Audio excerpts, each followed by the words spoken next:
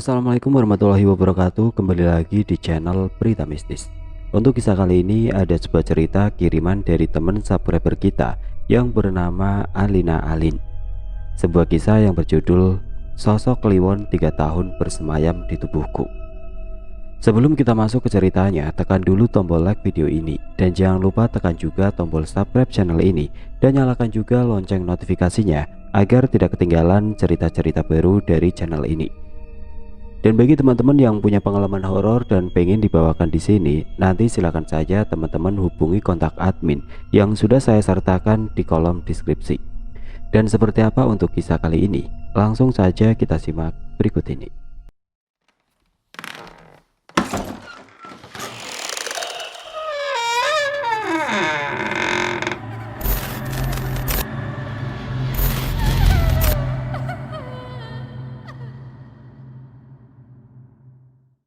Sebut saja namanya Lina. Saya bersekolah di SMA negeri di Lampung. Saya adalah murid pindahan dari sekolah swasta. Saya pindah ketika kelas 1 SMA. Saya juga pernah berhenti sekolah ketika lulus SMP, sehingga saya menjadi adik kelas teman SMP saya ketika SMA saat itu. Saya adalah anak broken home. Saya dua bersaudara yang kebetulan satu angkatan. Saya tidak kembar, tapi orang tua saya memperlakukan kami seperti anak kembar. Saya sekolah di SMA sedangkan adik saya di SMK. Selain sekolah kami yang berlawanan kelakuan dan sikap kami pun hampir horizontal. Adik saya adalah anak lelaki yang sangat betah di rumah, sedangkan saya adalah anak perempuan yang tidak betah di dalam rumah. Hari itu bermulai tepat hari Senin tahun 2012, di mana saya menjadi murid kelas 2 SMA negeri. Seperti murid pada umumnya, saya terbilang 10 besar anak paling bandel di sekolah. Selain rekor bolos ketika jam pelajaran, saya juga termasuk 10 besar tidak masuk sekolah tanpa alasan. Hari Senin itu berbeda. Setelah selesai upacara, saya, Dila, Mawar, Niken, dan Dewi tidak memiliki rencana untuk pergi berbolos ketika jam pelajaran. Kami sudah memiliki rencana sepulang sekolah ke desa Sukamakmur untuk menonton kuda lumping. Semua bermula dari sini. Saya mengendari motor metik warna hitam seorang diri. Lalu di belakang saya ada Niken dengan Dila memakai motor metik warna hijau.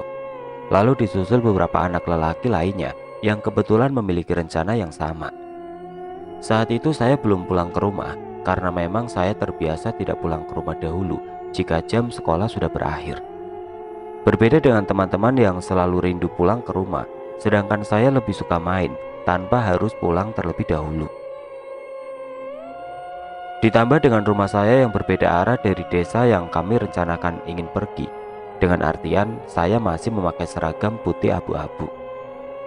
Pertunjukan kuda lumping itu berada di pasar, di mana tepat di sebelah jalan raya. Di lawan arah adalah rumah Yoga, teman satu kelasku ketika kelas 1. Kami sepakat menonton dari rumah Yoga yang memang hanya berbatasan dengan jalan raya. Semua teman sudah menaruh curiga padaku saat itu, tetapi mereka semua tidak berani menegurku. "Yoga, boleh aku petik mangga muda itu?" kataku pada Yoga. Yoga tidak menjawab. Dia melihat ke dalam rumahnya dan menghela nafas. "Ojo Lin, dimarahin mama aku nanti," jawab Yoga setengah khawatir kalau ibunya menegurku. Tetapi karena memang dasarnya aku yang bandel ini, aku jalan mendekati pohon mangga. Aku loncat ke atas dan aku petik seketika itu juga. Semua teman terheran-heran bagaimana aku bisa memetiknya. Itu tinggi dan hanya sekali loncat bisa aku ambil dengan mudahnya. Saat aku pegang mangga muda dan aku berikan kepada Dila di depan Yoga, Yoga hanya diam sambil berkata, "Titisan monyet apa kamu ini? Kok bisa loncat tinggi banget?" Aku masih diam memikirkan perkataan Yoga. Bagaimana mungkin aku loncat? Aku hanya jinjit sedikit dan itu mangga memang tidak tinggi, tapi aku tidak begitu memikirkan. Segera aku minta Dila mencuci mangga itu. Segera Dila pergi dengan mangga muda dan menuju kamar mandi di belakang rumah Yoga. Aku dengarkan musik pertunjukan kuda lumping dan aku amati semua penari yang sebagian ada yang kerasukan. Aku pandangi sekeliling di acara itu, ramai, banyak penjual makanan dan anak-anak kecil yang asik menonton. Dari ujung wetan aku lihat penjual pop es dan jalanlah seorang anak perempuan sekisar umur 10 tahun. Dia memakai baju putih lusuh, kotor, dan sangat memilukan keadaannya. Tidak memakai alas kaki. Berjalan di antara keramaian penonton, hati ini tersentak. Rasanya mengingatkan aku pada Wulan, adik tiriku. Aku dekati dia, lalu kutanya, "Dek, sama siapa kamu? Kok sendirian? Mau jajan? Tak beliin ya?" Dia diam tanpa menjawabku sama sekali. Aku tarik tangannya, kuajak dia pulang ke rumahku. Kuambil motorku, kutinggalkan teman-temanku tanpa berpamitan. Sepanjang jalan aku lihat dia dari kaca spion. Dia diam tanpa ekspresi. Mungkin jika saat ini aku akan dianggap sebagai penculik. Sesampai di rumah aku masuk ke kamar. Saat itu jam 2 siang. Aku ajak anak ini masuk kamarku, lalu kamar aku kunci dari dalam. Aku berbincang seolah kami teman yang sudah akrab. Namanya Kliwon. Dia dibuang di tanah sekolahku jauh sebelum sekolahku dibangun. Singkat cerita, jam 6 pagi, bapak membangunkan aku. Aku bangun dengan masih memakai seragam sekolah, keluar kamar dan langsung berangkat. Aku tidak langsung ke sekolah. Aku ke desa Sukarame, desa sebelah sekolahku, untuk menjemput Dila. Pagi itu di rumah Dila, aku meminta ibunya membuatkan bekal untukku. Lalu aku dan Dila berangkat. Setelah berangkat, tepat ketika Dila naik di jok belakang, aku berucap, "Temanku dari mana?" Dan Dila menjawab, "Apa lo mbak? Konco sopo? Kamu sendirian mbak kesini? Udahlah ayo." Lalu aku jalankan motorku sampai di sekolah. Ketika di kelas bahasa Indonesia, karena pagi itu mata pelajarannya adalah bahasa Indonesia, aku duduk di bangku nomor 3 barisan kedua dari kiri. Dila duduk di sampingku, tetapi aku usir. "Ini punya temanku, awas." Tanpa berpikir lagi, Dila langsung pindah duduk di depanku. Sepanjang pelajaran itu, aku yang notabene cerewet, usil, dan hobinya gaul sama anak laki-laki, kali ini berubah total. Aku pendiam. Sepanjang kelas berlangsung, aku hanya diam tanpa mengeluarkan suara. Pergantian jam pelajaran yang artinya kami juga harus berpindah kelas, kelas bahasa Inggris. Miss Ainun, sekaligus wali kelas kami, Miss Ainun datang duduk di meja guru seperti biasa, mengucap salam dan mengabsen. Namaku dipanggil hampir 7 kali, dan hampir 7 kali pula aku menjawab tanpa ada yang mendengar suaraku. Saat itu aku sudah sangat takut, ada apa dengan diri ini. Aku menjerit, tetapi bahkan Dila saja menghampiriku dan menggoyangkan kepalaku. Aku pasrah. Aku berbicara dengan Kliwon, mengapa mereka tidak mendengarku. Kliwon geleng-geleng kepala. Sampai titik sabar seorang Miss Ainun habis dan menghampiriku sambil berkata, "Jika kamu tidak bangun sampai Miss di mejamu, lari lapangan 100 putaran, Lina." Dan Miss datang menghampiri mejaku. Lalu semakin dekat Miss menuju mejaku, semakin gelap pandanganku. Dan benar-benar gelap. Kali ini cerita dari sudut pandang Dila, teman sejatiku sampai sekarang. "Mbak Lina kenapa sih? Ngambil mangga loncat sampai tinggi kayak setan aja." "Iya, dia kan memang setan sih, Dil," jawab Niken. "Sembarangan lah ngomong," jawab Dila sekenanya. "Weh, Lina kesurupan kayak Eca," kata Yoga lagi. "Titisane ketek pokoknya, kok iso loncat turnemen," kata Yoga kepada Lina yang berjalan mendekat dengan mangga muda di tangan. Lina tidak menjawab, dia memberikan mangga itu kepadaku. Lalu aku mencucinya di belakang rumah Yoga. Setelah selesai aku cuci, aku samperi beberapa temanku tadi yang masih di tempat tadi. "Mana Mbak Lina?" "Itu gila. Itu beli pop es," jawab Niken. Aku menghela nafas panjang. Lina datang terburu-buru. Dia mengatakan telinganya panas, mau pulang duluan, takut kerasukan, terus mabuk jaranan. Kami mengangguk tanda setuju. Dia pulang duluan seorang diri. Singkat cerita, Selasa pagi tiba-tiba Lina datang menjemputku. Tumben dia nggak telepon atau SMS dulu kalau mau jemput. Biasanya kalau aku nggak minta jemput, dia telepon terlebih dahulu. Kalau mau ke rumahku jemput aku. Pagi ini gelagatnya berbeda sekali. Tidak pernah dia minta makan. Kenapa ini minta dibawakan bekal nasi ibuku?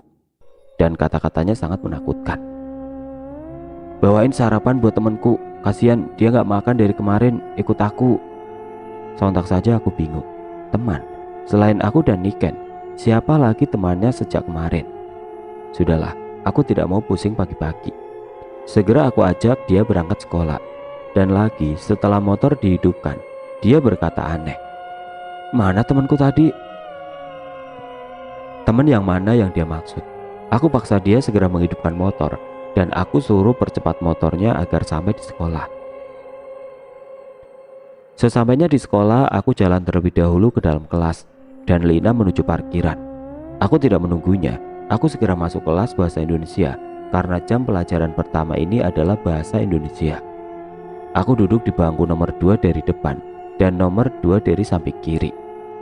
Lalu aku lihat ke depan pintu, tidak nampak si Lina dari tadi. Aku jalan ke depan dengan maksud menjemput Lina di parkiran motor, tetapi dia juga tidak terlihat. Aku balik ke dalam kelas dan ternyata anak itu sudah di dalam kelas. Nampaknya dia loncat dari jendela karena dia memang sering lewat jendela ketimbang lewat pintu. Aku tidak begitu menghiraukan dia. Aku duduk bersama teman-teman satu kelasku, ngobrol ngalor ngidul sampai bunyi lonceng membubarkan kami. Aku lihat Lina duduk di belakangku. Aku menghampirinya dengan niatan mau duduk satu meja dengannya di pelajaran ini. Tetapi semua tidak semulus harapanku. Aku dibentak, bahkan diusir dari tempatnya. Jangan, ini punya temanku. Itu yang aku dengar. Lagi-lagi teman, siapa teman itu? Aku berdiri dan kembali ke tempatku semula. Di sana ada Dewi. Aku menceritakan kepada Dewi atas keanehan Lina pagi ini. Dewi hanya senyum tanpa memberi respon sepatah kata. Di belakang Lina berisik sekali. Dia seperti berbincang-bincang, tetapi entah dengan siapa. Matanya memandang meja sebelahnya dan seolah di sana ada seseorang. Ketika aku tanya, dia hanya diam dengan muka datarnya. Aneh, itu yang ada di pikiranku saat itu. Sepanjang pelajaran bahasa Indonesia ini, Lina terus saja ngobrol dengan seseorang yang entah itu siapa. Setiap aku lihat ke belakang, selalu yang kudapat muka datar dan mata kosongnya. Jam bahasa Indonesia berakhir. Kami semua berduyun-duyun lari ke dalam kelas bahasa Inggris. Ada yang jalan santai seolah tidak ingin masuk. Ada yang lari ingin mencari tempat duduk yang nyaman. Ada pula yang jalan tetapi seolah tidak memiliki pandangan. Lina, dia jalan tanpa suara sekata pun. Biasanya perpindahan kelas seperti ini, dia nyelimur ke kantin atau ke kakak kelasnya yang memang teman SMP-nya. Kali ini berbeda. Masuk kelas dia pun diam, tidak mau menjawab ucapan siapapun yang menyapanya. Sampai datanglah Miss Ainun, guru mapel sekaligus wali kelas kami. Dia mengabsen semua murid, dari Agustin, Aris, lalu Awalina. 3 kali nama itu disebut. Hening. Oh, tidur anaknya Miss, jawab Utari yang duduk di depannya. Bangunkan, kata Miss sambil menahan emosi. Beberapa kali digoncangkan tubuhnya, tidak bangun juga. Emosi Miss sudah tidak lagi terbendung. Dihampirinya Lina yang tertidur dengan kepala di atas meja. Tepat di samping badan Lina, Miss mencubit lengannya, lalu pipinya. Saat itu tubuh Lina jatuh ke lantai. Semua lari ke arah Lina. Kenapa suara satu kelas membuat ruangan ramai dan didatangi dari beberapa kelas lainnya yang mendengar riuhnya kelasku saat itu? Aku lihat Miss Ainun meneteskan air mata seperti ada penyesalan.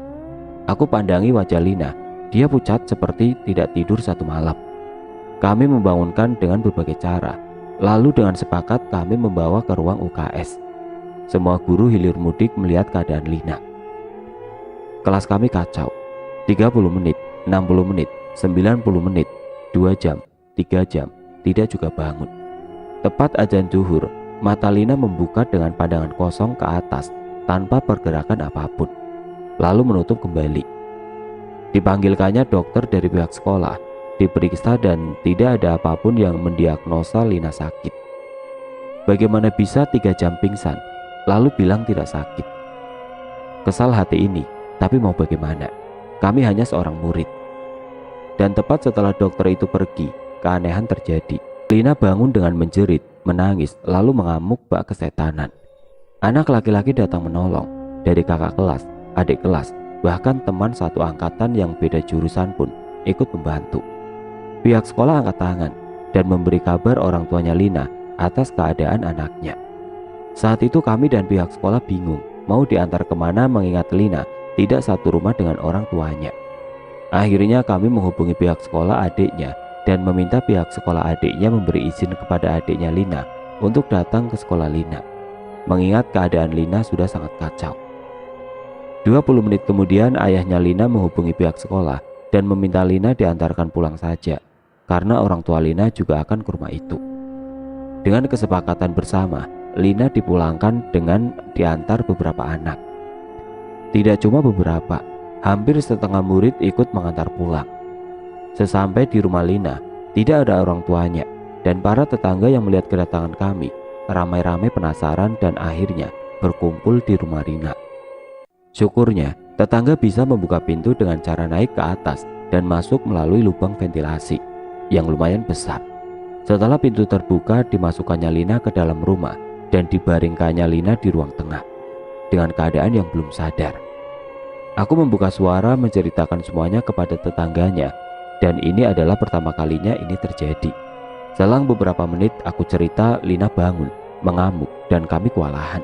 Yang kuingat, kaki kanan ada 4 lelaki, kaki kiri 4 lelaki, 3 orang di tangan kanan, 3 orang di tangan kiri, dan aku memegangi kepalanya. Tetapi dengan sangat mudahnya kami dihempaskan seolah itu bukan tenaga Lina. Kami menunggu adik dan orang tua Lina dengan risau. Beberapa dari kami membaca Al-Quran di samping Lina dan beberapa berjaga di luar, bergantian memegangi Lina ketika ngamuk. Entah berapa lamanya ayahnya datang membawa seorang tetua di desa itu. Memang sebelum kami membawa Lina pulang, kami sudah menceritakan apa yang terjadi dengan Lina kepada orang tuanya. Jadi ketika kami datang, mungkin tadi orang tua Lina sedang mencari bantuan. Sejam berlalu, keadaan Lina tidak membaik, malah tenaganya semakin kuat. Dukun itu keluar rumah dengan kekalahan. Beberapa teman kami ada yang berinisiatif mencarikan orang pintar, ustadz, dan beberapa dukun lainnya, namun nihil. Tepat jam 4 sore azan berkumandang, Lina berhenti mengamuk dan dia sadar. Kami berucap syukur. Oh ya, di sini ada sebagian yang sengaja tidak aku tulis, karena di sini ada mantan yang datang dan meminta maaf. Dia datang atas paksaan dari temanku yang mengetahui sebelum ini terjadi aku putus dengan dia. 15 menit Lina sadar. Dia cuci muka, duduk di depan bersama aku, Restu, dan beberapa teman lainnya. Sebagian masih di dalam rumah bersama keluarga Lina dan para tetangganya. Tetapi keanehan terjadi saat Restu mengatakan penyesalan meminta maaf dan Lina hanya diam. Di situ kecurigaanku datang. Aku teriak memanggil yang masih ada di dalam rumah untuk keluar. Benar, ini bukan Lina. Dia masih belum sembuh dan entah siapa yang merasukinya. Hampir setengah hari dia mengamuk tanpa lelah dan tanpa sedikit pun tenaganya berkurang. Setiap ditanya diam, tidak ada jawaban. Sungguh jin apa yang ada di dalam tubuhnya. Aku diam memikirkan nasib temanku. Kenapa dia? Ada apa dengannya? Lalu aku mengingat hari Senin itu. Aku mengatakan kepada ayahnya Lina bahwa hari Senin itu aku dan Lina pergi melihat kuda lumping. Tanpa berpikir lagi, aku langsung keluar rumah dan pergi ke tempat pawang kuda lumping, meminta tolong. Dan alhamdulillah, sebelum aku datang, ternyata dia sudah mendengar cerita Lina kesurupan dari cucunya yang kebetulan satu sekolah denganku. Tanpa tunggu lagi, kami langsung bergegas ke rumah Lina. 20 menit akhirnya kami sampai di rumah Lina. Kami masuk dan saat itu tepat jam 5. Assalamualaikum. Dan Lina menjawab, Waalaikumsalam, Mbah. Piye, Nduk? Nyapa awakmu ning kene? Delok, Nduk, melas keto, cawe wedok iki mau larani, kata pawang itu kepada jin yang ada dalam tubuh Lina. Aku digowo, Mbah. Aku diajak. Aku ora milu, jawab Lina. Kali ini Lina menjawab tidak seperti sebelumnya. Dia diam jika ada yang bertanya. Ayo, api-api kok mau larani, kata pawang itu lagi. Kancane sing jahat, Mbah. Aku diidek kancane. Sopo sing idek? Tiba-tiba Lina menunjukku. Aku diam dan membelalakan mata. Aku penyebab sebenarnya. Tapi aku tidak pernah menginjak siapa-siapa, kataku dalam hati. Tidak benar ini. Dukun itu komat kami terlalu meniup kepala Lina dan Lina kembali tertidur. Dirasakan aman, kami sebagian berpamit pulang, tapi tidak denganku. Aku menginap di rumah Lina. Banyak hal yang ingin aku tanya pada Lina nanti malam. Dengan beberapa tetangga yang juga ikut menginap membantu menjaga Lina. Rumah Lina kini ramai. Kami ngobrol seputar keadaan Lina dari Senin hingga hari ini. Rasanya pembahasan kami tentang keadaan Lina tiada henti-hentinya. Sebut saja Warji, seorang pemuda yang sudah matang usianya. Dia sering datang ke rumah Lina hanya sekedar menonton TV bersama Lina dan adiknya. Karena rumah Lina memang nyaman untuk nongkrong, mengingat tidak ada orang tua yang harus mereka sungkani jika bertandang ke rumah ini. Jadi, kemarin Lina tidak memasukkan motornya dan tidak keluar kamar sama sekali. Aneh, gak seperti biasanya, kata Warji. Dia juga diam di dalam kamar ketika aku panggil. Aku tidak berani mengatakan kejadian tadi pagi, sampai akhirnya dia jatuh pingsan. Aku sangat lelah sekali menunggu Lina tidak juga kunjung bangun. Akhirnya aku tertidur di samping Lina. Keesokan harinya, aku izin. Tidak masuk sekolah dan sudah diberi izin. Aku membangunkan Lina, tetapi Lina tidak juga mau bangun. Aku tinggal dia ke kamar mandi. Niatku pagi ini pulang dan kesini lagi siang. Belum juga kuindahkan niatanku terdengar suara Lina di belakangku. Pulang saja, kamu juga tidak dibutuhkan di sini. Aku diam tertegun. Lina. Aku berbalik arah dan kulihat kosong. Tidak ada Lina di belakangku. Aku berlari ke dalam kamar. Dan ya, Lina di sana duduk memainkan HP-nya, tetapi dia hanya menekan tombol menu dan kembali terus-menerus. Lin, udah sehat? Tanyaku dan hanya dijawab dengan suara. Kutanya lagi, mana yang sakit? Dia menjawab, Aku tahu ini bukan Lina. Aku keluar dan memanggil ibu tirinya. Kami memasuki kamar Lina. Aneh, dia bertingkah aneh. Ini Lina bukan yang tadi. Lina senyum dan berkata, Mak, lapar. Mak, lapar. Dengan mimik muka dan nada bicara Lina seperti biasa. Aku diam meyakinkan ini Lina atau bukan. Aku tidak mau tertipu oleh Lina yang palsu, alias Lina yang ketempelan. Mbak Lin, aku pulang dulu ya. Bapakku suruh aku pulang pagi ini. Dan benar ini Lina. Dia merengek memintaku tidak pergi. Lega hati ini, dia Lina yang sudah sembuh, bukan lagi ketempelan Kliwon. Aku ke belakang, berpamitan dengan ibu tiri dan ayahnya Lina. Mereka mengizinkanku pulang. Tidak lupa mereka berterima kasih karena aku sudah rela membantu dan merawat Lina kemarin. Aku tersenyum lalu salim kepada mereka dan pergi. Cerita berganti ke sudut pandang ayahku atau bapak Lina. Hari Minggu sore biasanya aku pulang ke rumah istriku jam 5 sore. Jadi kebiasaanku, ayah Lina pagi berangkat ke rumah wetan. Rumahku bersama mantan istriku, ibunya Lina, mengembala sapi dan juga mencari rumput. Tidak jarang istri keduaku pun terkadang ikut membantu, tetapi tidak dengan hari itu. Hari Minggu itu aku seorang diri pulang etan, dan seperti biasa mempersiapkan perlengkapan angon lalu pergi. Hingga sore hari, sesampai di rumah biasanya aku langsung pulang ke rumah istri kedua. Tapi sore itu aku urungkan. Rasanya ingin berlama-lama di rumah wetan sambil nunggu Lina dan adiknya pulang dari rumah teman mereka masing-masing. Jadi kalau Minggu Lina dan adiknya memang jarang sekali di rumah. Mereka lebih sering main. Aku nyalakan TV, sembari sesekali aku lihat jam di atas TV. Jam 5.25, mereka belum pulang. Biasanya walau mereka belum pulang, perasaanku tidak segusar ini. Ada apa ini? Aku diam merenung. Tiba-tiba HP-ku berbunyi dan menandakan SMS masuk. Dari istriku. Aku baca dan aku balas sebisaku. Diam aku tunggu jawaban. Tiba-tiba brak, suara di atas rumah, seperti pohon kelapa jatuh di atas genteng rumah. Spontan aku berlari keluar. Hening, tidak ada apapun. Lalu terdengar suara azan berkumandang di masjid dekat rumah. Aku masuk rumah lalu aku tutup pintu rumah. Rumah ini berbentuk L ya. Ini rumah zaman 2002-an yang jauh dari kata modern. Aku matikan TV lalu duduk di sofa ruang tamu. Samar-samar terdengar suara anak kecil ketawa di dapur dan sesekali terdengar kaki berlarian. Ku hampiri tetapi dapur itu kosong. Ini aku menulisnya tidak sedetail kata ayahku ya, maaf, karena aku hanya mengambil inti dan yang aku ingat saja. Azan sudah selesai lalu dilanjut dengan suara pujian. Seketika, segera aku ambil air wudhu dan bergegas pergi ke masjid. Sepulang dari masjid, anakku belum ada yang pulang. Aku segera pulang ke rumah istri keduaku. Aku tinggalkan rumah itu kosong dengan pintu yang tidak aku kunci sama sekali.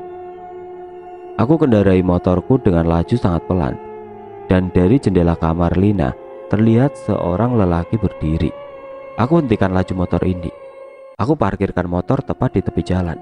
Lalu aku bergegas kembali ke rumah dan lagi rumah itu kosong. Singkat cerita, Senin pagi aku kembali ke rumah Wetan untuk melakukan aktivitasku pergi ke ladang sadap karet. Lalu siangnya angon dan mencari rumput. Sesampai di rumah hanya ada adiknya Lina dan Lina sudah berangkat sekolah. Tumben, itu yang ada di benakku. Tapi aku tidak memikirkan lebih serius lagi. Sorenya aku pulang dari angon, aku lihat motor Lina masih terparkir di halaman rumah. Kamarnya terkunci dan mungkin dia tidur. Aku masukkan motor Lina. Aku lihat Warji di ruang TV bersama adiknya Lina yang asik dengan HP-nya. Aku lalu pulang ke rumah istriku. Aku tidak menulis percakapan bapak dan adikku saat itu karena aku lupa yang bapakku ceritakan saat aku di dalam kamar hari Senin sore. Tepatnya Selasa setelah adzan zuhur, aku mendapatkan telepon dari sekolah bahwa Lina sedang sakit dan harus dibawa pulang. Seketika pandanganku jadi berputar terus-menerus. Selama ini tidak pernah ada kejadian ini. Aku tanpa pikir apapun lagi berjalan pulang. Aku tinggalkan sapi dan rumputku, segera pergi ke tempat sesepuh desa yang bisa membantu. Singkatnya, Lina dan para pihak sekolah sudah kembali dulu sampai di rumah. Singkat cerita, hari Kamis sejak kemarin, aku tidak membiarkan Lina berangkat sekolah. Aku masih tidak yakin akan kesehatannya, karena secara fisik dia terlihat sekali sangat pucat dan banyak luka lebam, hasil dari beberapa orang memegangi tangannya dan kakinya dengan paksa. Kamis pagi ini Lina memaksa berangkat sekolah. Dengan sangat terpaksa aku membiarkan dan memberinya izin untuk ke sekolah, dengan syarat aku hantarkan dia berangkat sekolah. Sepulang dari sekolah, aku langsung mencari orang pintar atau ustadz.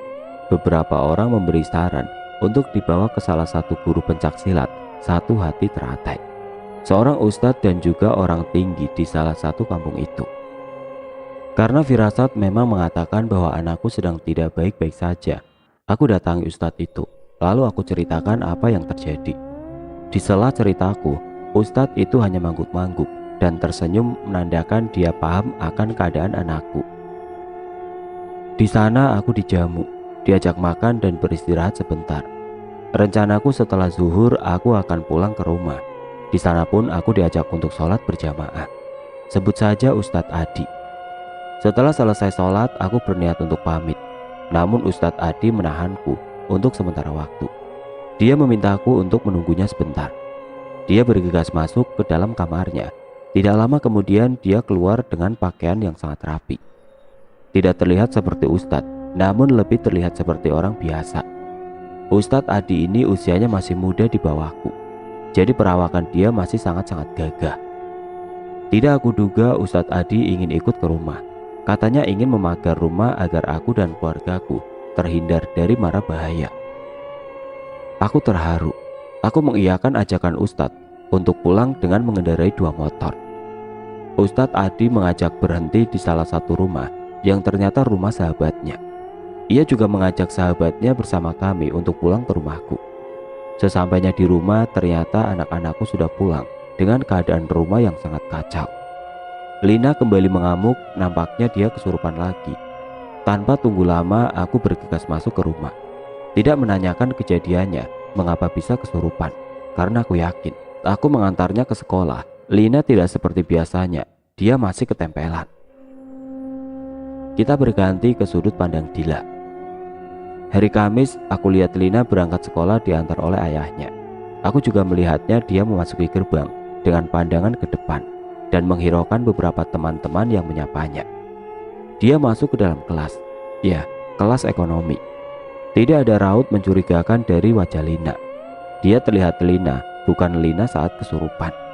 Selesai pelajaran, kemudian jam istirahat berbunyi, jam 10 kurang 15 menit.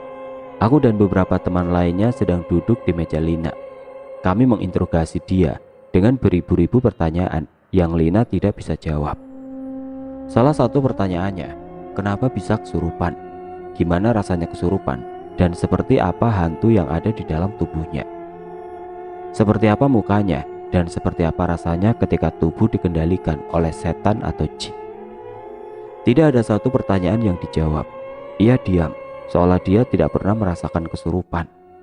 Tiba-tiba Wawan datang dari belakang, menepuk pundak Lina sambil berkata, "Ojo nglamun, mengko kesurupan meneh." Ketika tubuh Alina ambruk ke depan, kami semua teriak histeris. Kami mencoba membangunkan dia. Kami bawa ke UKS. Lalu sebelum sampai UKS, dia sudah mengerang menandakan bahwa ini bukan Lina. Ketika teriak sampai di UKS, Kak Lina mengamuk. Kami semua dihempaskan dengan mudah. Beberapa anak membantu memegang Lina dari kelas 11, kelas 12, bahkan tidak jarang dari teman seangkatan kami yang berbeda kelas membantu. Kami kewalahan. Hampir 2 jam Lina tidak ada perubahan, masih saja mengamuk. Beberapa pihak sekolah dan guru-guru khawatir dengan keadaan Lina. Akhirnya dengan kesepakatan kita semua akan mengantarkan Lina pulang ke rumah. Sebelum Lina diantarkan pulang, salah satu dari kami menelpon orang tuanya dan hanya adiknya yang bisa datang menjemput. Adiknya ini bersekolah di sekolah kejuruan, jadi membutuhkan beberapa waktu untuk sampai datang ke sini. Kurang lebih 35 menit kami menunggu dan adiknya datang. Aku dan beberapa temanku mengantarkan Lina pulang sama adiknya. Tidak ingat tepatnya aku berboncengan dengan siapa, namun saat itu aku lihat Lina dibonceng dengan adiknya dan diapit oleh salah satu teman kami. Sesampainya di rumah benar saja hanya ada ibu tirinya Lina saja di rumah. Ayahnya tidak tahu kemana. Namun kami yakin mungkin ayahnya sedang pergi mencari rumput. Sampai di rumah belum turun dari motor, Lina sudah mengamuk histeris dan meminta untuk segera dikembalikan. Kami semua panik. Beberapa dari kami ada yang sedih, ada juga yang membantu memegangi tangan Lina. Beberapa menit setelah Lina mengamuk, ayahnya datang bersama 2 orang lelaki yang kisaran usia 35 tahun. Dia tidak seperti seorang ustadz atau orang pintar yang mengerti hal-hal mistis. Tiba-tiba ayah Lina datang dan tanpa banyak bicara, dia membantu kami memegangi Lina. Kedua orang tua itu datang minta segelas air lalu membacakan doa. Entah doa apa yang dibacakannya. Setelah itu salah satu orang itu memegangi kepala Lina dan Lina menjerit kesakitan. Air yang dibacakan doa diciprat-cipratkannya ke muka Lina. Kemudian ingat, sadar, tapi itu bukan Lina. Lina meracau meminta nasi, meminta ayam, meminta teman, meminta baju, minta motor, dan dia meminta rumah. Yang diartikan oleh lelaki bersama ayahnya Lina, nasi adalah doa, meminta teman, baju adalah mori, dan motor adalah keranda. Mungkin maksudnya yang merasuki Lina ini minta dikuburkan dengan layak. Entahlah. 1 jam lamanya akhirnya Lina dapat ditaklukkan oleh orang itu. Lina sadar sepenuhnya. Ya, ini Lina teman kami. Aku tidak bisa mengatakan atau menulis perkataanku saat aku sedang kesurupan. Pertama, aku memang tidak tahu. Yang kedua, kalau aku mengatakan atau menulis, ada satu nama atau beberapa nama orang yang benar-benar tidak bisa aku ceritakan. Di sini selain orang itu sudah tobat dan sudah meninggal, tidak etis rasanya jika aku menceritakan aib orang di sini. Cerita dari sudut pandang ayahku. Sudah sampai di rumah, aku, Ustadz Adi dan temannya tercengang. Ternyata kedua anakku sudah ada di rumah dengan keadaan tidak baik-baik saja. Karena sudah pasti ada sesuatu yang terjadi pada Lina. Aku tidak tunggu lama lagi. Aku langsung masuk ke rumah dan aku pegangi Lina dengan sangat kuat. Ustadz Adi dan temannya membuntut di belakangku. Tanpa banyak bertanya dan berkata lagi, temannya memegang kepala Lina dan Ustadz Adi, meminta air putih kepada istriku. Air putih di dalam gelas dibacakan doa, dan kemudian Lina meronta kesakitan meminta ampun. Dan kemudian Lina meracau tidak jelas. Di depan Ustadz Andi, Lina menurut. Ditanya, dia menjawab. Lalu dimintanya yang merasuki Lina keluar dari dalam tubuh Lina. 1 jam lamanya Ustadz Adi dan yang merasuki Lina bernegosiasi disertai dengan perlawanan Lina yang membuat kami kewalahan. Akhirnya yang merasuki Lina menurut dan kemudian keluar. Ustadz Adi memanggilku. Dia mengajakku berbicara berdua. Dari pengakuan yang ada di dalam tubuh Lina kepada Ustadz Adi, aku sedikit tidak percaya. Bagaimana bisa orang yang aku percayai, yang masih terikat saudara, melakukan persekutuan dengan iblis dengan ingin menumbalkan anak gadisku. Namun aku juga tidak bisa tidak mempercayai perkataan Ustadz Adi. Ustadz Adi memintaku bersabar dan ikhlas serta tidak menaruh dendam kepada seseorang yang ingin mencelakai anakku. Meskipun aku tahu siapa orangnya, aku tidak boleh memberikan sikap yang tidak baik kepada dia. Hati ini sangat lelah raga yang telah dipermainkan beberapa hari ini. Aku lupa akan kewajibanku kepada hewan ternakku yang aku serahkan kepada tetanggaku untuk merawatnya. Beberapa waktu sedang aku fokus kepada anakku yang saat ini sedang tertimpa musibah. Beberapa orang dan teman Lina sudah kembali ke rumah masing-masing. Tinggallah aku dan juga Ustadz Adi. Saat itu azan asar sudah berkumandang. Aku mengajak Ustadz Adi dan temannya mendirikan sholat di dalam rumahku saja. Karena takut-takut jika saat kami berangkat ke masjid, Lina kembali mengamuk dan kesurupan. Ustadz Adi mengiyakan. Lalu kami sholat di dalam rumah. Selesai sholat kami duduk sambil berbincang-bincang. Obrolan kami hanya seputar peternakan sapi dan beberapa obrolan yang tidak terlalu penting. Singkat cerita, tepat jam 11 malam Ustadz Adi dan temannya sengaja tidak pulang karena menunggu jam 12 malam di rumahku. Selain dia ingin memagari rumahku, dia juga ingin memberitahuku bahwa buhul itu ada di belakang rumah. Ustadz Adi dan temannya melakukan sholat malam dan kemudian berzikir, lalu meminta 1 gelas air dan dibacakannya doa. Dibawa keluar rumah kemudian disiramkannya air itu di depan rumah kami. Aku diajak untuk mengitari rumah. Samar-samar terlihat gundukan tanah yang berbeda dari tanah. Di sana tadi menunjukkan itu adalah buhul yang dengan sengaja ditanam untuk mencelakaiku dan anak-anakku. Setelah buhul itu dibuang oleh Ustadz Adi, kini keadaan Lina membaik. Keesokan paginya setelah sholat subuh berjamaah, Ustadz Adi meminta izin untuk pulang ke rumah dan kami mengiyakan. Aku secara pribadi memberikan kata beribu terima kasih kepada Ustadz Adi. Ada sedikit uang yang sudah aku masukkan ke dalam amplop. Namun dengan sangat sopan Ustadz Adi menolaknya. Sekedar uang ganti bensin pun ia tidak menerima. Begitu juga dengan temannya. Alasannya jika dia menerima uang itu, dia tidak bisa lagi menolong orang-orang yang membutuhkan bantuannya. Sekarang kembali ke sudut pandang Dila. Seminggu berlalu tidak ada kejadian-kejadian seperti sebelumnya. Lina kembali beraktivitas seperti biasa, namun kejadian tidak terduga kembali lagi. Sekolah mengadakan kegiatan pramuka yaitu berkemah di lingkungan sekolah selama 3 hari 3 malam. Dan kejadiannya kembali terulang. Aku, Dila, Lina, Utari, Rena, dan beberapa teman lainnya mengikuti kegiatan. Setiap kelas mendirikan tenda masing-masing. Tenda kami mendapatkan tempat tepat di bawah pohon akasia. Oh ya, tempat kami berkemah yaitu di sebelah utara sekolah kami. Masih di dalam lingkungan sekolahan. Tepatnya di belakang ruang guru dan juga ruang IPA di sebelah perkemahan yaitu kantin. Dan sebelah barat perkemahan kami adalah tembok yang juga jalan utama. Dari pertama kami melakukan kegiatan kemah berjalan dengan lancar. Tidak ada yang mengkhawatirkan hingga sore tiba.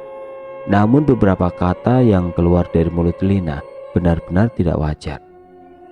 Tepatnya saat itu kakak kelas kami yang bernama Dia meminta tolong kepada Lina mengepang rambutnya.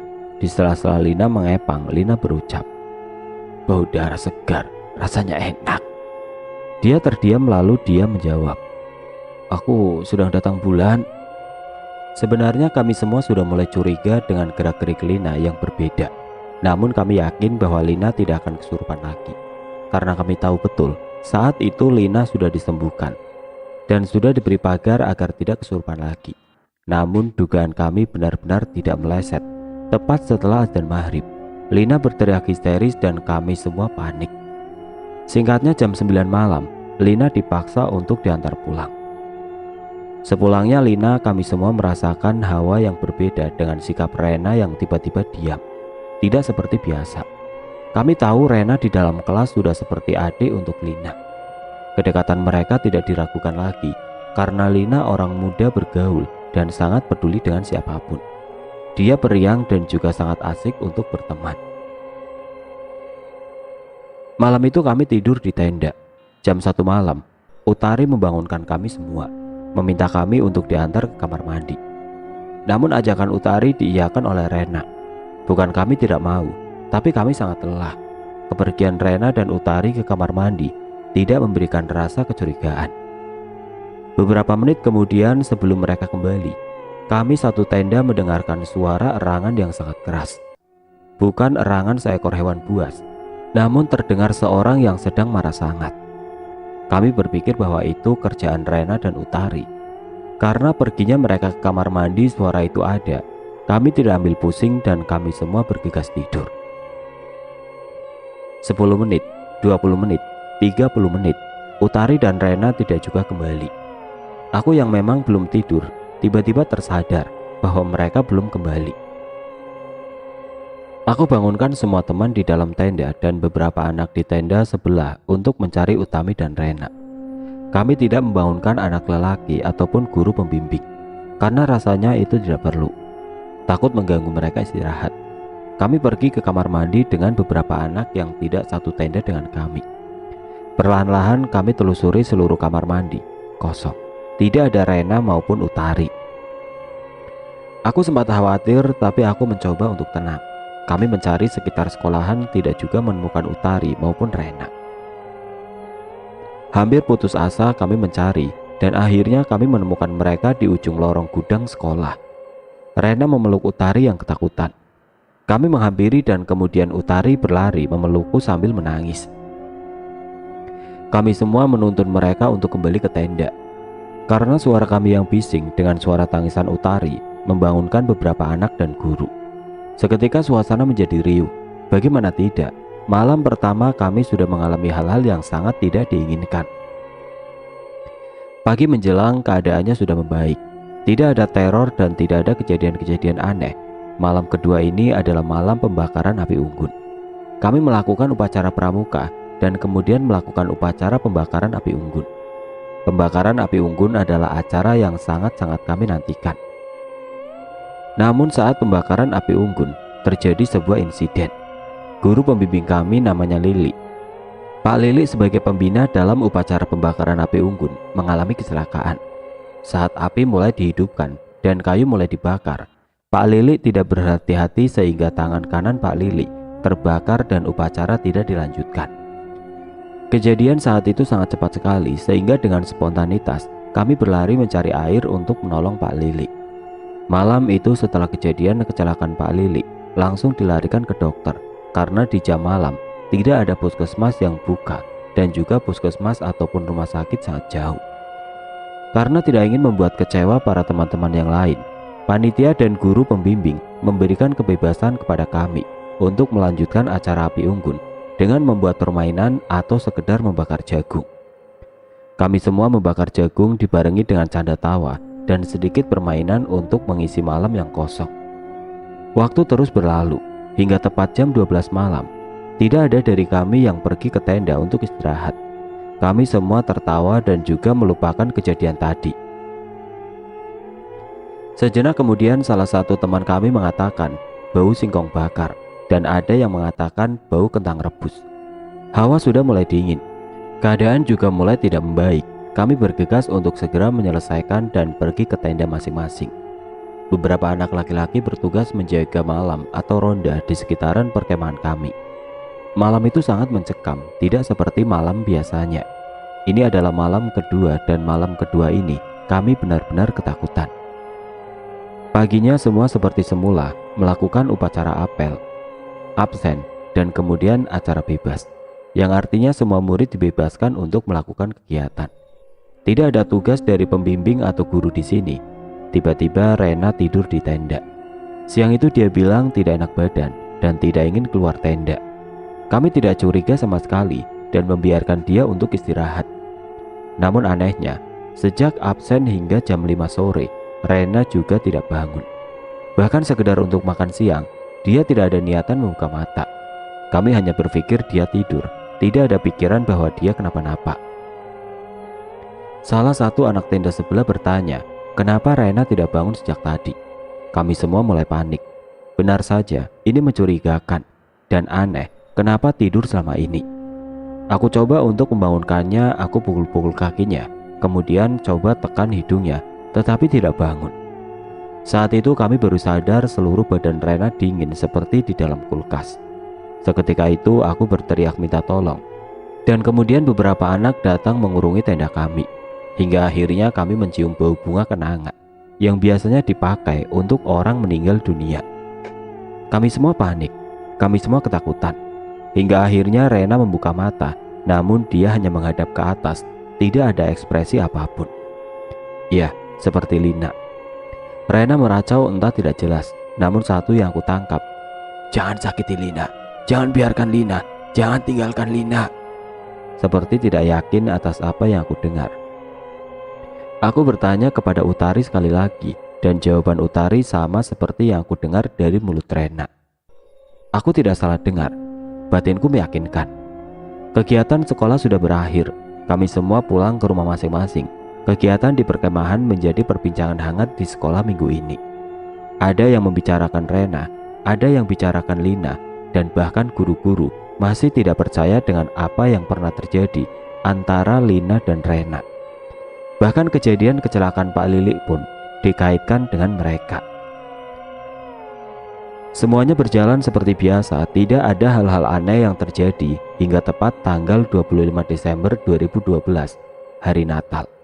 Kami semua pergi ke rumah Rena, karena Rena memang seorang non-muslim. Kami semua, aku, Lina, Utari, Aris, dan beberapa teman lainnya ke rumah Rena untuk merayakan Natal. Dan kejadian itu terjadi lagi. Lina kumat. Sekarang kembali ke sudut pandang penulis. Jauh sebelum hari Selasa itu, aku selalu bermimpi. Dan mimpi itu selalu bertemu seorang laki-laki yang mengatakan bahwa dia adalah calon suamiku. Ia ingin mengajakku pergi. Dia sempat melamarku, memberi cincin untuk meyakinkanku bahwa aku adalah calon istrinya. Namun itu semua hanya dalam mimpi, dan aku tidak pernah menganggap itu. Selain aku bermimpi tentang laki itu, aku juga sering bermimpi tentang ular. Terkadang ular itu melilit kakiku, terkadang melilit tanganku, mengejarku, dan bahkan aku pernah dihadang oleh ribuan ular. Aku tidak pernah menceritakan apapun ini kepada keluargaku, bahkan tentang mimpi dan tentang semuanya. Setelah aku mengalami kejadian kesurupan, aku bahkan tidak tahu sejak kapan aku memiliki cincin. Sebelum sekolah mengadakan acara pramuka untuk berkemah di sekolahan, aku memberikan cincin itu kepada Rena. Aku mengatakan bahwa ini milikmu. Aku tidak pernah berpikir bahwa cincin itulah yang mengakibatkan Rena sampai mengalami kejadian aneh. Aku bahkan tidak tahu pasti cincin apa itu. Hingga setelah cincin itu aku berikan kepada Rena, aku tidak pernah bermimpi bertemu lelaki itu. Tidak pernah bermimpi dikejar ular ataupun apapun itu. Aku selalu tidur dengan nyenyak. Tidak pernah berpikir bahwa dengan aku memberikan cincin itu akan membuat malapetaka untuk temanku dan diriku sendiri. Hari Natal tahun 2012, yaitu 25 Desember. Aku bersama Aris, teman dekatku, kita pergi ke rumah Rena. Karena kami semua sudah berjanjian untuk datang merayakan Natal di rumah Rena. Di sana ada Tari dan Intan. Ada beberapa teman lainnya dan ada seseorang yang sempat aku temui di mimpiku, tapi aku tidak mengenalnya. Kami berbincang-bincang, kami tertawa-tawa, tetapi kemudian aku melihat Rena. Dia berubah di mataku. Dia menjadi seorang wanita yang tinggi besar, penuh dengan bulu, dan kemudian kukunya panjang. Aku ketakutan. Saat itu aku sangat ketakutan. Aku teriak terus minta tolong, tetapi teman-temanku tidak ada satupun yang ingin menolongku, dan kemudian aku tidak ingat apa-apa. Kembali ke sudut pandang Dila. Tiba-tiba Lina menjerit kesakitan. Dia lari menabrak Rena yang duduk di sampingku. Dia menarik tangan Rena, lalu meminta cincin yang dipakai Rena. Tidak sampai di situ, Rena pun tidak mau memberikan cincin itu. Dan kemudian Lina mengamuk, menjerit, meronta-ronta. Lalu kemudian Rena ikut menjerit dan meronta. Saat itu benar-benar kacau. Di mana di rumah Rena dipenuhi dengan beberapa orang untuk merayakan Natal, namun disuguhkan dengan pemandangan yang sangat tidak menyenangkan. Aku ketakutan. Kami membagi tugas, ada yang menolong Lina, ada yang memegangi Rena. Bahkan aku dan Utari bergegas pergi menjemput ayahnya Lina, dan ada beberapa orang yang pergi menjemput pastor. Lina mengamuk, meracau dan mengatakan yang tidak-tidak. Begitu juga dengan Rena, dia pun sama. Namun satu hal, Lina atau yang berada di dalam tubuh Lina mengatakan hal yang mengejutkan. "Sudah aku buang, jangan datang lagi. Ini bukan tumbalmu, ini bukan milikmu. Pergi dan jangan pernah ganggu. Aku tidak akan membiarkan siapapun mengganggu ataupun mengambil yang bukan hakmu." Hanya itu yang keluar dari mulut Lina. Rena hanya mengerang, tidak berani menjawab. Dari semua kata-kata yang keluar dari mulut Lina, dapat disimpulkan bahwa cincin itu yang membuat malapetaka, yang sengaja diberikan kepada Lina untuk membawa Lina menjadi tumbalnya. Namun anak kecil yang merasuki Lina menyelamatkan Lina. Dan kini cincin itu berada di tangan Rena, tidak bisa menyentuh Lina lagi.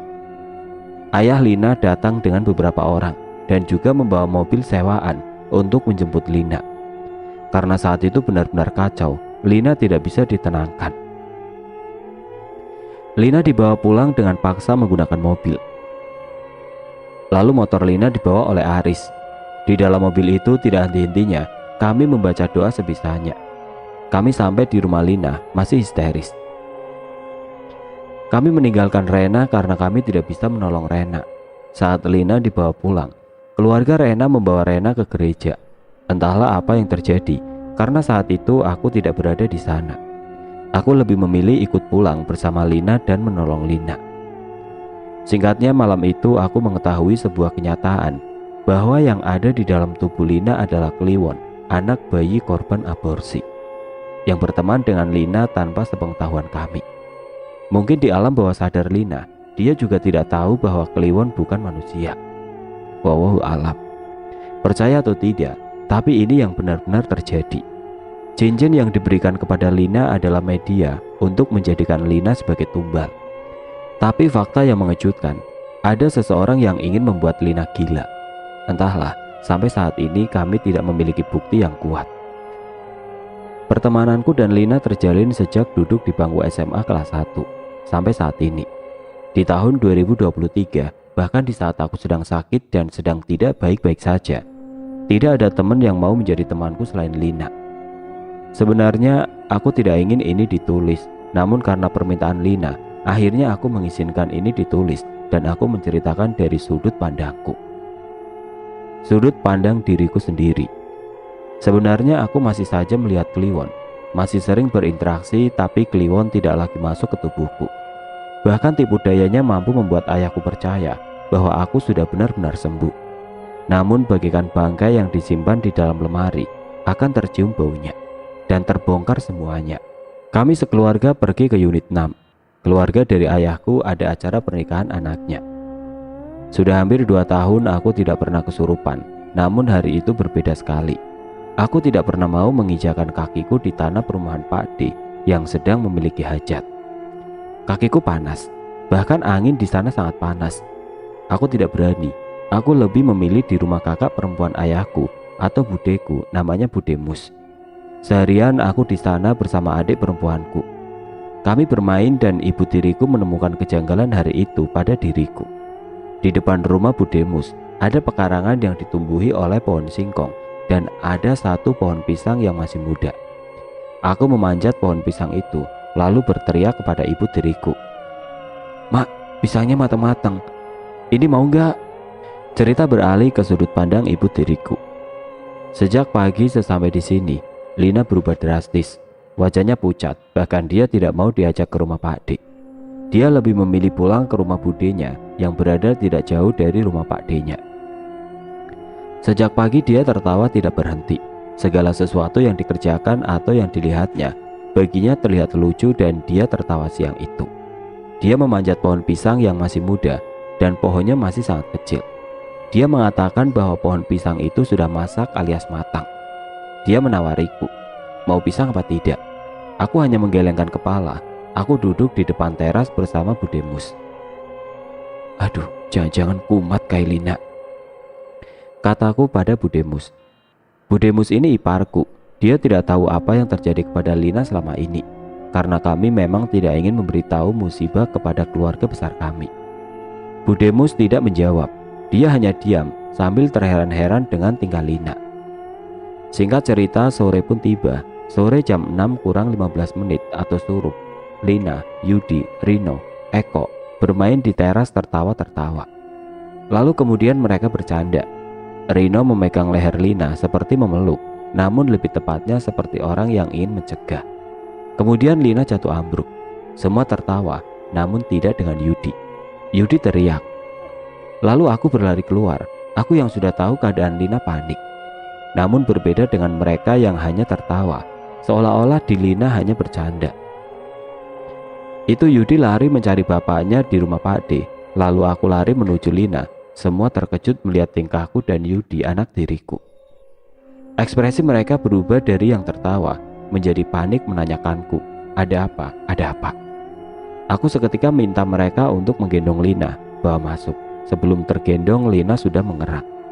Semua yang di sana terkejut kecuali aku. Seketika mereka yang tertawa kini berubah pucat pasi dan khawatir atas apa yang terjadi dengan Lina. Benar saja belum Lina diangkat, dia sudah mengamuk mencakar, bahkan membabi buta. Rino yang tadinya menganggap itu semua lelucon, kini ketakutan dan Lina benar-benar kumat. Sekarang ganti ke sudut pandang adik laki-lakiku. Sejak pertama datang ke unit 6, aku sudah melihat perubahan di wajah Lina, kakak perempuanku. Dia terlihat pucat dan sedikit menahan amarah. Bahkan dia tidak mau menginjakan kaki di tanah pekarangan milik Pak D yang sedang memiliki hajat. Aku sudah tahu bahwa Lina pasti menyembunyikan sesuatu. Walaupun hampir 2 tahun tidak ada tanda-tanda dia kesurupan, tapi aku yakin bahwa ini benar-benar berbeda dari Lina yang biasanya. Aku memberitahu bapak bahwa keadaan Lina saat ini sepertinya tidak baik-baik saja. Tidak hanya aku, ibu tiriku juga mengatakan kepada bapak bahwa ada yang aneh dengan Lina. Bapakku senyum kecut, tidak memberikan komentar apapun. Dia kemudian berkumpul dengan saudara bapak lainnya. Aku lalu mengikuti Lina ke rumah Bu Demus. Aku makan nasi dari rumah Pak D. Lina hanya melihat. Dia sibuk dengan HP-nya. Setelah selesai makan, aku duduk di teras depan sambil merokok. Sambil aku pandangi Lina di pekarangan depan rumah Bude sedang bermain dengan adikku Wulan. Ya, Lina sudah lulus SMA, tapi kelakuannya seperti anak SD. Saat itu main masak-masakan dengan Wulan, mengambil hasil kebun milik orang. Lalu dia memanjat pohon pisang yang masih muda dan kecil. Dia teriak-teriak mengatakan pisang itu sudah masak.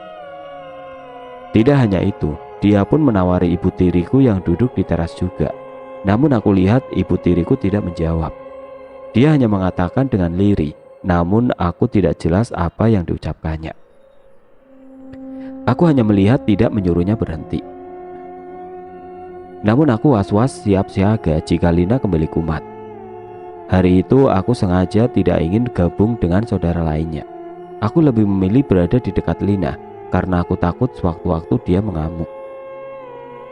Benar saja ketika sore, kedua saudaraku, anaknya Bu Desum yaitu Mas Eko dan Mas Rino, duduk di teras depan bersamaku dan Lina. Kami berbincang-bincang menceritakan masa-masa sekolah kami. Tidak lupa juga kami menceritakan masa kecil kami yang hampir terlupakan. Kami bercanda ria hingga waktu menjelang maghrib. Kulihat Lina dan Mas Rino bercengkrama seperti anak kecil yang memperebutkan mainan. Namun pandanganku tetap pada wajah Lina. Dia berbeda dari Lina sebelumnya. Suaranya pun seperti suara anak kecil. Namun di antara kami tidak ada yang memperhatikan perbedaan Lina. Hanya aku yang tahu saat itu Lina tidak baik-baik saja.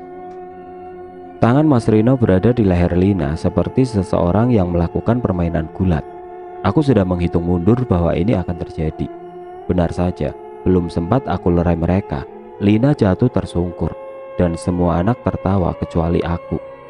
Mas Rino dan Mas Eko menganggap Lina sedang bercanda. Namun aku yang sigap dan berlari memanggil ibu tiriku. "Mak, Lina, Mak." Kurang lebih seperti itulah teriakanku kepada ibu tiriku yang memberikan kode bahwa Lina saat ini sedang tidak baik-baik saja. Kulihat ibu tiriku berlari bersama adikku Wulan sambil berteriak memanggil nama Lina. Setelah Lina dipangku oleh ibuku, aku berlari ke rumah Pak D untuk memanggil ayahku, meminta pertolongan.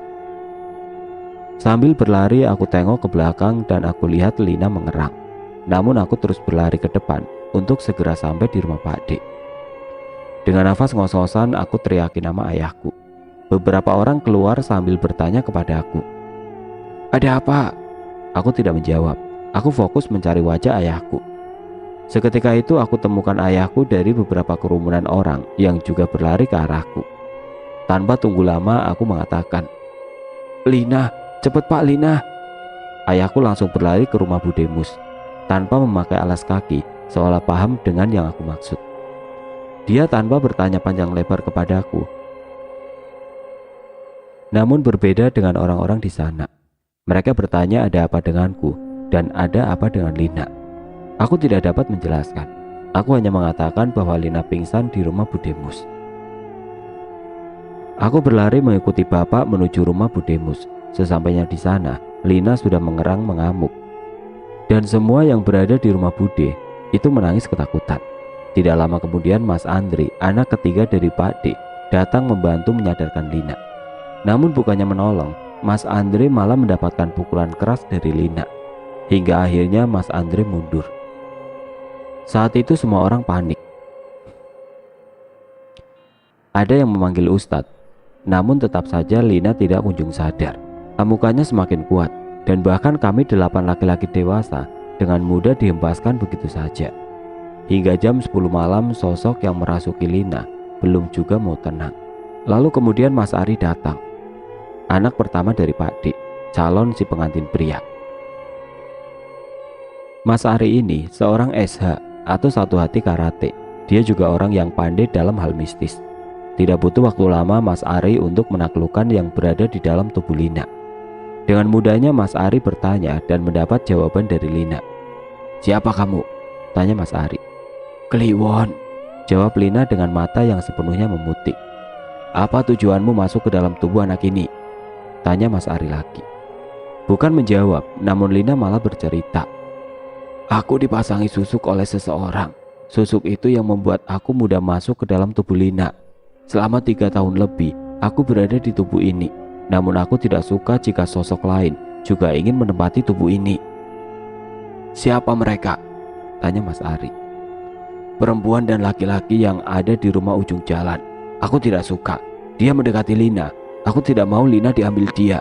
Selama ini aku hanya diam di dalam tubuh Lina, tidak berani mengeluarkan pergerakan. Tapi perempuan dan laki-laki itu mencoba ingin mengambil alih tubuh Lina." Seketika kami semua terdiam, sedikit takut, namun juga sedikit tidak percaya. Jadi selama ini Lina tidak sepenuhnya sembuh. Kliwon anak kecil yang ditemukan Lina pertama kali saat menonton kuda lumping ternyata masih tetap bersemayam di tubuh Lina hingga 3 tahun lamanya. Namun ada rasa terima kasih karena Kliwon tidak mengizinkan hantu-hantu lain untuk merasuki tubuh Lina. Beberapa pertanyaan yang dikeluarkan oleh Mas Ari dan akhirnya Kliwon meminta dikembalikan. Dengan kejadian itu kami semua tahu bahwa Lina diberi susuk selama ini oleh seseorang. Aku tidak menyebut namanya atau siapa dia, namun jika aku menceritakan di sini, semuanya akan tercengang dan tidak percaya. Malam itu kami semua sepakat untuk melepas susuk Lina dengan bantuan Kliwon. Kami semua tahu di mana letak susuk itu, dan permintaan Kliwon, dia ingin dikuburkan dengan layak. Namun karena kita tidak menemukan di mana letak jasadnya, dengan inisiatif kami membuatkan kuburan kecil di samping makam kakek kami dengan mengatasnamakan bahwa itu Kliwon. Kliwon menyetujuinya dan kami pun selalu mengingat Kliwon sampai hari ini. Pemakaman Kliwon seperti pemakaman pada umumnya. Ada beberapa yang melayat dan juga ada yang membacakan Yasin seperti yang diinginkan Kliwon. Benar saja sejak kejadian itu di tahun 2014 sampai tahun ini 2023, Lina tidak pernah kembali lagi mengalami kejadian seperti itu. Kami harap itu adalah yang terakhir. Sungguh berat sesungguhnya mengizinkan Lina menulis ini. Namun tidak apa, saya kalah suara dengan mereka yang memberi izin kepada Lina untuk menulis ini. Semoga ini menjadi pelajaran berharga untuk kami dan keluarga kami. Cerita ini versiku Yudi. Aku tulis sendiri, aku ketik sendiri, dan aku harap tidak ada yang dikurangi dan tidak ada yang ditambahi oleh Lina. Meskipun aku dan Lina sudah tidak bertemu hampir 2 tahun lamanya, kini dia sekarang tinggal dan menetap di Jawa, dan aku masih tetap di Lampung. Semoga kakak perempuanku Lina bahagia bersama suami dan anaknya. Aku di sini selalu merindukan kenangan kita semasa kecil. Semoga engkau juga merindukanku. Beralih ke sudut pandang penulis. Pagi hari ini adalah hari ijab kabul kakakku Ari, kakak sepupu anak pertama dari Pak D. Setelah ijab kabul, aku dan beberapa orang langsung pulang ke rumah Pak D. Mas Ari tinggal di rumah pengantin wanita bersama temannya. Sesampai di rumah, kami berkumpul di rumah Pak D. Aku tidak tahu akan membahas apa, karena siang itu kami semua mempersiapkan untuk menyambut kedatangan pengantin. Semua acara resepsi dilakukan di rumah Pak D. Tiba-tiba Pak D mengatakan dan menceritakan keadaanku saat itu. Semua orang sepakat untuk meruqyah diriku sebelum acara dimulai. Dan dari situlah aku tahu bahwa keluargaku semua sudah mengetahui bahwa Kliwon tidak pernah pergi. Dan setelah acara selesai, semua orang sepakat akan membuat kuburan untuk Kliwon. Jujur, sejak pagi aku tidak merasakan hawa panas di rumah Pak D. Aku juga tidak melihat sosok Kliwon yang selama ini aku pikir adalah orang, namun ternyata berbeda alam denganku. Aku tidak pernah menyangka bahwa selama ini aku berteman dengan makhluk yang tidak kasat mata. Jujur, aku memang tidak pernah sholat. Wajar jika aku bisa melihat semua itu, dan tanpa sadar aku menyesali apa yang sudah aku tinggalkan. Kewajibanku menjalankan 5 waktu. Andai saja aku tidak pernah tinggal sholat, kejadian ini tidak akan pernah terjadi di hidupku. Ya, memang saat itu aku juga masih jarang-jarang sholat.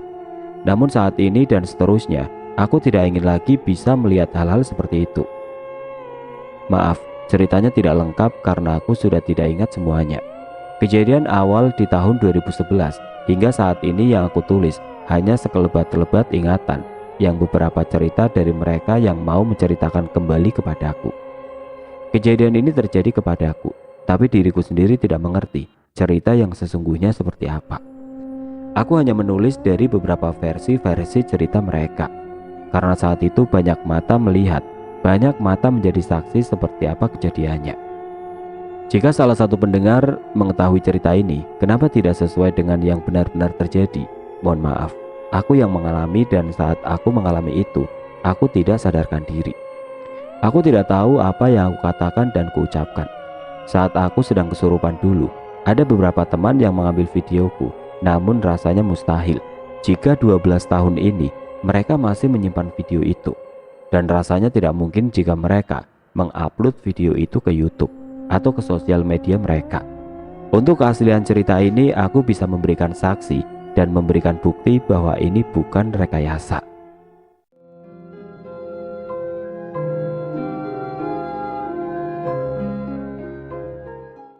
Oke teman-teman, sekian untuk cerita kali ini. Bagaimana menurut kalian tentang kisah ini? Tulis komentar kalian di kolom komentar. Dan buat teman subscriber kita yang bernama Mbak Alina Alin, terima kasih sudah mengirimkan kisahnya ke sini. Buat teman-teman yang punya pengalaman horor dan pengen dibawakan di sini, nanti silakan saja hubungi kontak admin yang sudah saya sertakan di kolom deskripsi. Dan bagi teman-teman yang baru bergabung, jangan lupa untuk like, komen, share, serta subscribe channel ini. Dan nantikan kisah-kisah horor berikutnya tetap di channel Berita Mistis. Wassalamualaikum warahmatullahi wabarakatuh.